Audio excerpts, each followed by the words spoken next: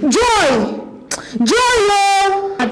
Hi everybody, welcome to my live stream. You all know my name. My name remains flammable. Now, we have a very crucial issue to talk about today. You all are asking me, where did I come from? How many siblings do I have? What's my tribe? Thank you.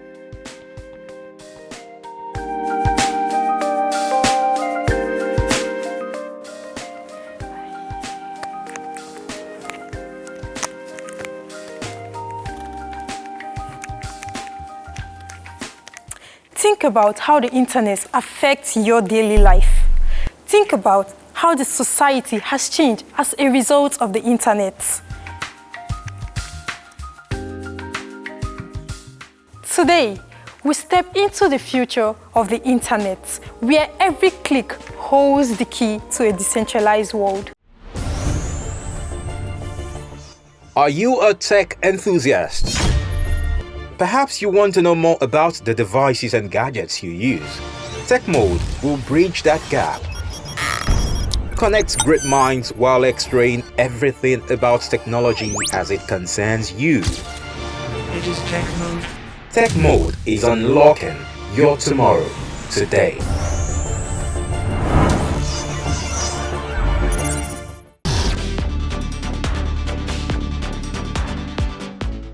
Welcome to Tech Mode, your premier source for cutting-edge tech insights. Today, we are embarking on a thrilling journey through the evolution of the web to the groundbreaking rhythm of Web 3.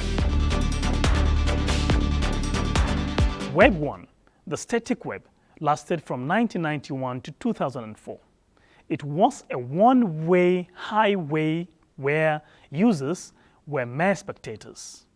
But soon, the wind of change blew with Web 2, ushering an era of social media and user-generated content. User-generated content platforms like YouTube and Facebook boast billions of active users, empowering individuals to create and share content globally. The e-commerce sector has surged, with sales reaching $4.28 trillion in 2020 and projected to exceed $6.38 trillion by 2024. Social media platforms have revolutionized marketing, with global and spending expected to grow from $138.4 billion in 2020 to $225.4 billion by 2024. The collaborative economy driven by platforms like Uber and Airbnb has created millions of jobs. Cloud computing, powered by Web 2.0, saw its market value rise to $371.4 billion in 2020, with projections to reach $832.1 billion by 2025. Online education has flourished, with the e-learning market expected to grow from $144 billion in 2019 to $374.3 billion by 2026. Communication tools like Zoom and Slack have become indispensable, with Zoom's daily meeting participants skyrocketing from 10 million in December 2019 to over 300 million by April 2020. These figures underscore the transformative power of Web 2.0 in shaping the digital economy and enhancing global connectivity. But hold onto your keyboard, because the real adventure begins with Web 3. Imagine a world where power is distributed, where data is yours to control. That's the promise of Web 3, fueled by cutting-edge technologies like blockchain. Web 3 is all about decentralization technically, but putting it in a way everyone can understand is about putting power back into the hands of the internet users, away from decentralized platforms that control our data and digital assets. With great promise comes great skepticism. Critics argue that Web3 is just another buzzword, with venture capitalists wielding too much influence over its development. Web3 has its challenges, no doubt, from issues of governance to concerns about scalability. There are hurdles to overcome, but the potential for positive change is immense. concern should be how it will address issues of data privacy, censorship, and the rest, and what benefits does this bring to the user. Close your eyes and rewind to that moment, the first time you ventured into the digital realm.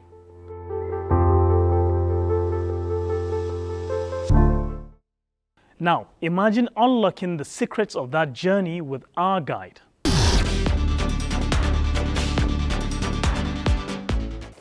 Remember the dial-up tunes and the thrill that came with your first email? That was just the beginning. As the internet evolved, so did our relationship with it. But what were the pivotal moments that shaped this ever-changing landscape?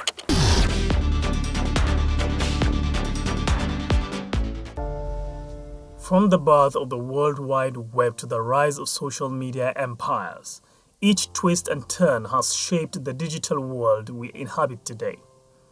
In the early days of the internet, there was Web 1, a static world where information flowed in one direction, from creators to consumers. Websites were like digital billboards offering limited interaction and engagements. Though Web 1 revolutionized communication and information access, it had its limitations.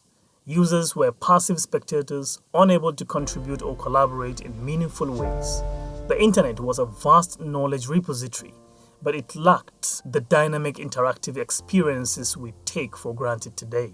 With the advent of Web 2, the internet became a platform for social interaction, creativity, and collaboration.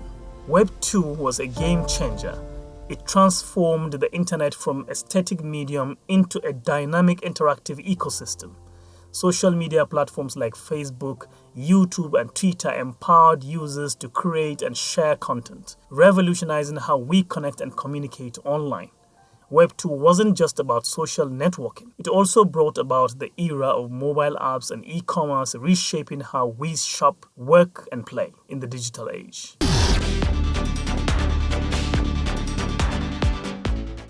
While Web 2 has been revolutionary, it is impossible not to ponder what hidden potentials await the discovery within depth of Web 3.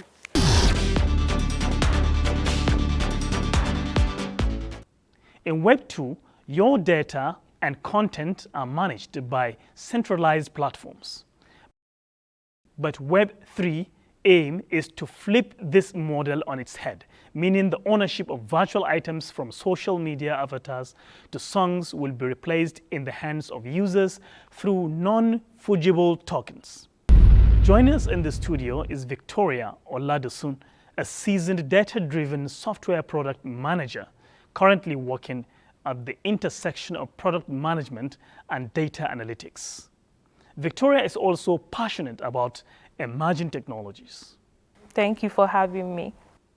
All right, Victoria, as a vibrant and industrious individual, let me begin by addressing a pressing concern that resonates everywhere. Are you an advocate for change or a player driving it? Especially, I'm referring to women participation in tech ecosystem. I do not want to focus on women not being the star of this ecosystem. I would rather focus on encouraging more women. Find your voice. Know that you have a space in tech, in STEM. Know that you have a voice. You can find it. People, guys that learned it, or men that are in this ecosystem now, that have found their way there. They did not just do it in one day. It's not like they were born with it or built with it. They also found the passion, they learned it, and then they were able to find their path in it. So as women, you can also do that. You just need a little encouragement. So yeah, we've not been given the opportunity, but I feel like we can find the opportunity ourselves and grab it. Okay, and that prompts me to, at this point or at this junction, emphasize that NTA is committed to providing inclusive platforms where every voice can be heard, with a presence at state, local, and community levels, empowering expression, showcase, and enlightenment for all. So, Victoria, briefly, can you walk us through the limitation of Web 1 or 1.0, as it were, to our current experiences? I would say the key limitations of Web 1 was it being static. So everything about the web was static. There was no interaction.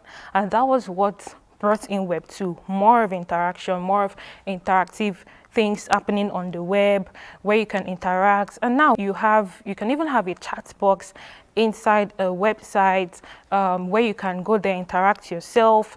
You know, even on Twitter, on LinkedIn, if you want to talk about something, there's a place where you can go and check or confirm what you want to talk about. Or you see a news on Twitter, there's a place where you can confirm if what that news is saying is true, or if it's like confirm its authenticity. So yeah, Web3 is all about that, and I can see it even doing better in the future.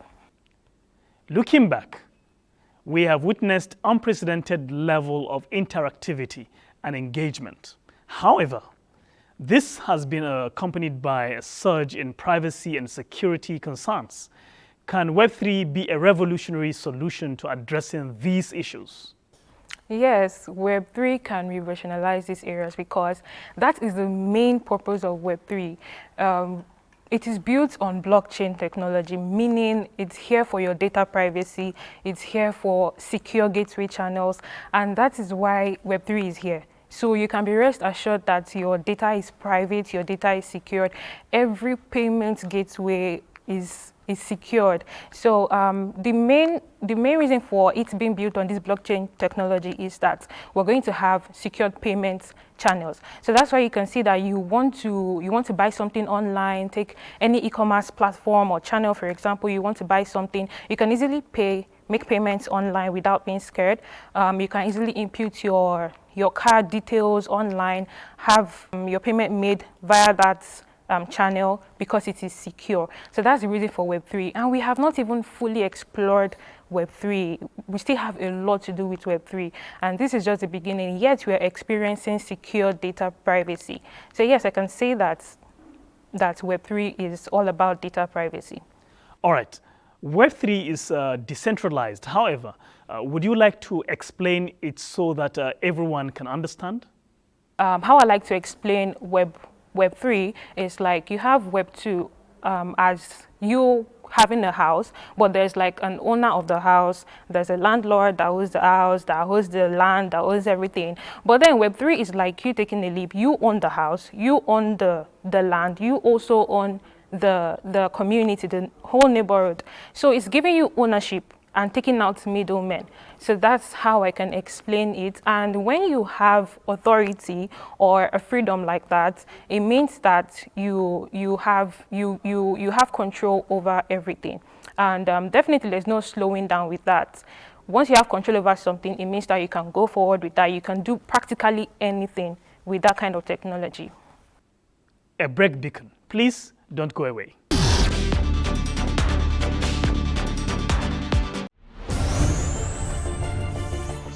Are you a tech enthusiast?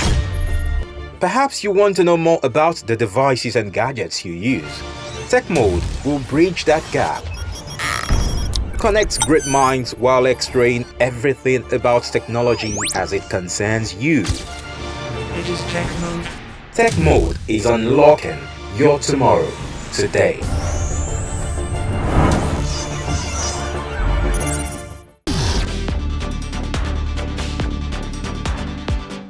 Welcome back. We are glad you are still here. So Victoria, back to you. Big players like YouTube, TikTok, and Facebook dominate the current web landscape.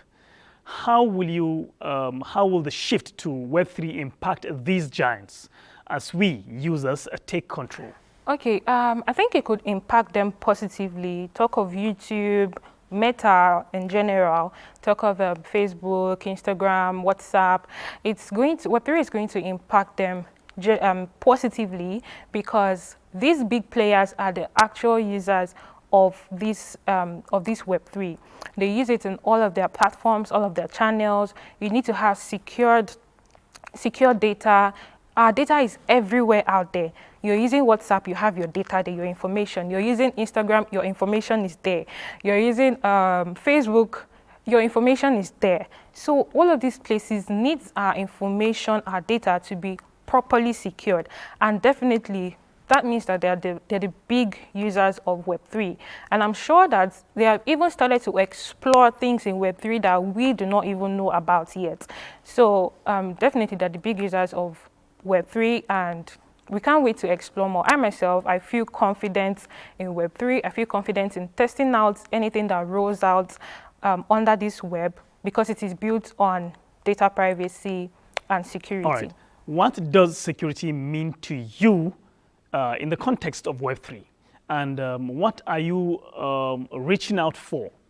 As a tech entrepreneur, as a data product manager, my information is out there. I use data every day. I have access to data every day. I explore data every day. So imagine my data was not secure. Or imagine I do not have access to interactive platforms. I am definitely not going to enjoy tech as much as I enjoy it now. The only reason why I'm enjoying tech is because my data is secure. The only reason why I'm enjoying tech is because I have access to a decentralized system, right? So that's why I'm enjoying Web3. The only thing that I would really, really wish for is that we make more use of it in our homeland. I feel like we have not fully explored Web3 in Nigeria. Imagine I want to recharge my electricity unit, and then I do it on my, thank God we've even been able to scale through that. I can buy this electricity unit on my phone, but then it gives me a token that I have to go and input on the electricity meter. Why can't I just do everything online and then it receives it immediately, and then I don't have to go and input that? So we need more interactive things like that. We need to be able to build things like that, make use of the Web3, make use of emerging technologies that will include this Web3, and I feel like we can flourish. So I have enjoyed Web3, I have enjoyed data privacy via these platforms, via big players like we mentioned earlier, LinkedIn, Instagram, Facebook, social media, and websites that are not even social media channels. I've enjoyed it, and I can't wait for emerging technologies to keep using this, and probably even till where we get to the Web 4 era. All right, that was a wonderful contribution, Victoria. We're glad to have you on Take Mode. Thank you for having me. Naomi was at the event organized by Digital Transformation Center Nigeria, and she has a glimpse.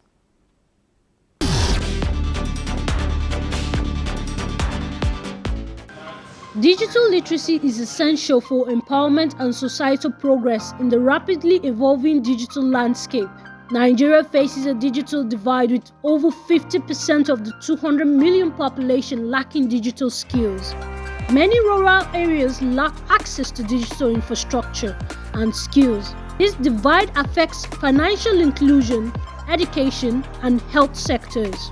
Digital literacy is vital for empowerment and societal progress, encompassing skills beyond basic device use.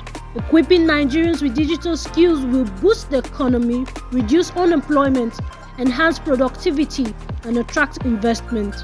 The National Digital Literacy Framework aims to standardize digital education and bridge this divide, empowering citizens to participate meaningfully in the digital economy.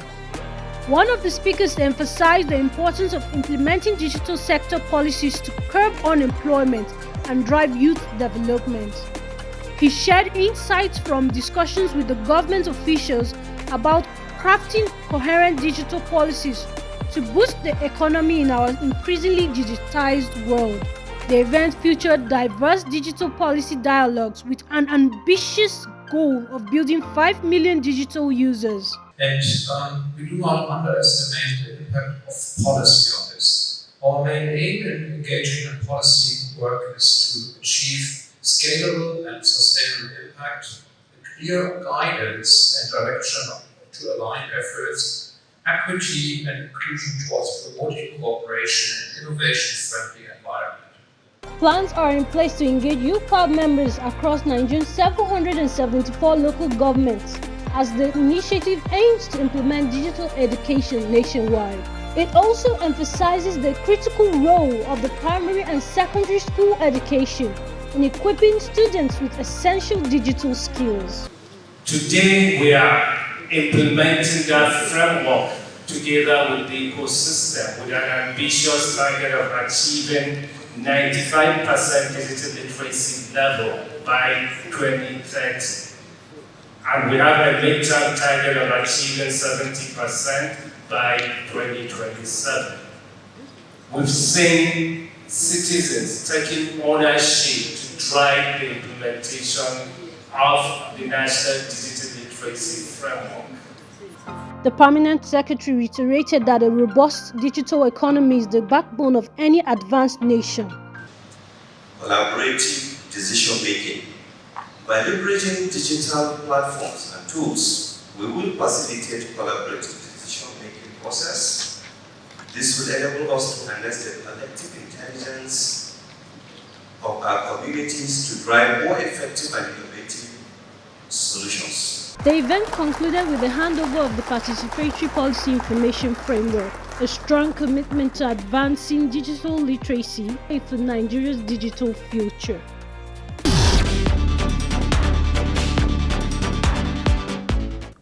What's the prompt on Techno?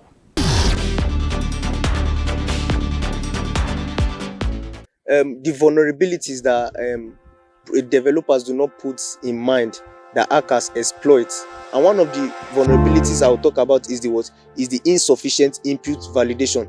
Now, when you see somebody before now, when we want to log in on a maybe a login form, and you usually find the input feed for the username and the password. Now, if a developer does not, or when making for the development of that code, he did not put a sufficient input validation, then it makes room for even a command to be inserted in his username. When you do this, a hacker cannot come and input a command. Not paying attention to your input validation will lead to what hackers imputing malicious command to gaining access into your site. The other one I will talk about is what improper authentication and section management. The point I will give is the not limiting the rate of the entry is that when somebody tries to log in, if the person tries it 3 times, then they will be barred from trying to log in except they provide a proof. But if you limit it, you will see that once they try 1 to 3 times, you will be informed on your end that somebody is trying to log in your app. Should you report them? And so if you report them, the operations will be taking place to make sure they are barred from accessing your So these things are, because these vulnerabilities are not things you can see with the naked eyes. It is until you put your work to test. So when you put it to security test, it will now show you that there is a vulnerability in this area. So when as a developer, if you see these vulnerabilities first, you'll be able to modify them and put more strong security measures to be able to battle against the infiltration of hackers into your But if they see it before you, they will take advantage. Yeah, they will take advantage of it and then manipulate it to their own gain. So that's just it.